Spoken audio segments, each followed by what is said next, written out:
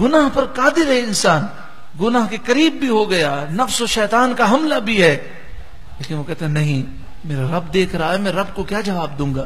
حضرت امیر المومنین حضرت عمر رضی اللہ تعالیٰ عنہ کے دور حکومت میں ایک نوجوان مسجد نبوی شریف میں قرآن پڑھتا، اس کی قرآن پڑھنے کی آواز ایسی تھی جو سنتا وہ رو پڑتا، لمبے لمبے سجدے کرتا، دعا ایسی مانگتا کہ آنکھوں سے آنسو جاری ہوتے، نماز پڑھتے ہوئے بدن پر اس کے لرزہ طاری ہوتا، چہرے پر وہ عبادت کا نور تھا کہ حضرت عمر رضی اللہ تعالیٰ عنہ امیر المومنین اس کی عبادت سے متاثر تھے۔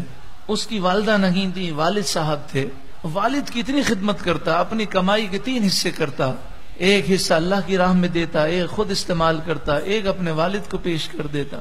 اپنی رات کے 3 حصے کیے، ایک رات میں وہ آرام کرتا، ایک حصے میں اللہ کی عبادت کرتا، اور ایک حصے میں والد کے پاس جاتا اور والد کی خدمت کرتا۔ جب وہ اپنے گھر سے والد کے گھر پر جاتا تو اسے گناہ کی دعوت دی جاتی، یہ اپنی نگاہ نیچے کیے گزر جاتا، گناہ کی دعوت اس نے قبول نہ کی، شیطان ناکام ہو گیا، کافی دن گزر گئے، اسے محسوس ہوتا کہ چراغ کی یہاں روشنی ہے، کوئی آوازیں دے رہا ہے لیکن یہ توجہ نہ کرتا، نگاہ نیچی کر کے گزر جاتا۔ ایک دن بے خیالی میں نگاہ اٹھ گئی، شیطان نے حملہ کیا، وہ گناہ کے ارادے سے آگے بڑھا اور اس گھر میں داخل ہو گیا۔ داخل ہونے کے بعد اچانک سے اسے یہ خیال آیا کہ یہ میں کہاں پہنچ گیا، توبہ توبہ توبہ، میں رب کو کیا جواب دوں گا، بس یہ خیال آنا تھا۔ اب ندامت کس بات پر تھی کہ یہ 2 قدم میں نے اللہ کی نافرمانی میں اٹھائے کیوں، چیخ ماری اور بے ہوش ہو گیا۔ اس عورت نے جس نے گناہ کی دعوت دی تھی اس نے باہر پھینک دیا۔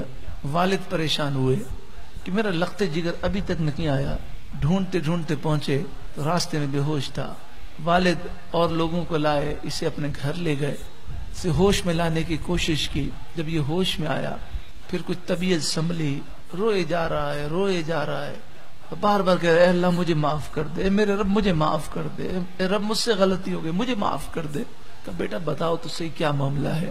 عرض کی معاملہ یہ ہے کہ اس طرح ہوا، میں گناہ کے ارادے سے 2 قدم چلا لیکن مجھ پر خوف خدا کا غلبہ ہوا، اور مجھے وہ آیت یاد آ گئی جس میں یہ درس دیا گیا کہ متقی لوگ وہ ہوتے ہیں کہ اگر شیطان ان پر حملہ کرے تو فوراً وہ اللہ کو یاد کر کے گناہ سے دور ہو جاتے ہیں۔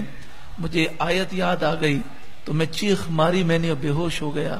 پھر وہ رونے لگا اور کہنے لگا ہائے افسوس، میں نے یہ 2 قدم اللہ کی نافرمانی میں کیوں اٹھائے۔ ایک زوردار چیخ ماری اور اس کی روح پرواز کر گئی، اللہ کے خوف سے اس کا انتقال ہو گیا، پھر اس کی تدفین کر دی گئی۔ حضرت عمر رضی اللہ تعالیٰ عنہ نے 2 یا 3 دن کے بعد فرمایا کیا بات ہے، مسجد نبوی شریف میں وہ نوجوان نظر نہیں آتا؟ لوگوں نے کہا اس کا انتقال ہو گیا۔ حضرت عمر رضی اللہ تعالیٰ اس کے گھر پہ گئے، والد نے پورا واقعہ سنایا، حضرت عمر رو پڑے اور آپ نے کہا یہ تو بڑا خوش نصیب اور جنتی نوجوان ہے، تم نے مجھے کیوں خبر نہیں دی؟ میں اس کی نماز جنازہ پڑھاتا، یہ میرے لیے سعادت ہوتی، مجھے اس کی قبر پہ لے چلو۔ جب حضرت عمر اس کی قبر پہ پہنچے تو آپ نے یہ آیت کریمہ پڑھی وَلِمَنْ خَافَ مَقَامَ رَبِّهِ جَنَّتَانِ۔ اے نوجوان، اللہ تو فرماتا ہے جو اپنے رب کے حضور کھڑے ہونے سے ڈرے اور گناہ چھوڑ دے، گناہ سے دور بھاگ جائے، اس خوف سے کہ میں اگر یہ گناہ کروں گا میں رب کو کیا جواب دوں گا، تو اس کے لیے 2 جنتیں ہیں۔ تو قبر سے آواز آئی یا امیر المومنین الحمدللہ، اللہ نے مجھے 2 جنتیں عطا فرمائیں۔ میرے بھائیوں، آج اللہ نے آنکھیں بھی دی ہیں، مال بھی دیا ہے، کوئی روکنے والا نہیں، کسی کو نہیں معلوم کہ ہم کیا گناہ کر رکھے ہیں۔ آج اللہ کے خوف سے توبہ کر لیجئے، اور اللہ کا فرمان سچا ہے، اللہ کے خوف سے توبہ کر لیں، انشاءاللہ اللہ ہمیں 2 جنتیں عطا فرمائے گا، 2 باغات عطا فرمائے گا۔ 2 جنتوں سے کیا مراد ہے؟ فرمایا یوں تو وہ جنت میں جائے گا لیکن 2 باغات خاص طور پر اس کے لیے الگ سجائے گئے ہوں گے۔ لوگ پوچھیں گے یہ 2 باغات کس کے ہیں؟ تو فرمایا جائے گا یہ وہ ہے جس نے اللہ کے خوف سے توبہ کر لی۔ فَبِأَيِّ آلَاءِ رَبِّكُمَا تُكَذِّبَانِ، اے گروہ جن و انس، تم اپنے رب کی کون کون سی نعمت جھٹلاؤ گے؟ کب تک رب کی نافرمانی کرو گے؟ کیا یہ جنت بھی تمہیں نہیں چاہیے؟ تمہیں رب کا خوف بھی نہیں؟